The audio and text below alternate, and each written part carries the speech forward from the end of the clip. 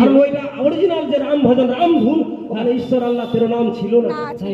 কি ছিল ওখানে? কি ছিল শুনবি? শোনা। আরে জয় জয় রঘুপতি রাঘব রাজা রাম পতিত পাবন সীতারাম জয় জয় রঘুপতি রাঘব রাজা রাম পতিত পাবন সীতারাম। গান তো অনেক শুনেছিস কিন্তু এই লাইনটা যদি না ভুলে যাস তাহলে গান গার কোনো মানে থাকবে না। কেমনি? আরে সুন্দর বিগ্রহ মেঘা শ্যাম গঙ্গা তুলসী শালিগ্রাম।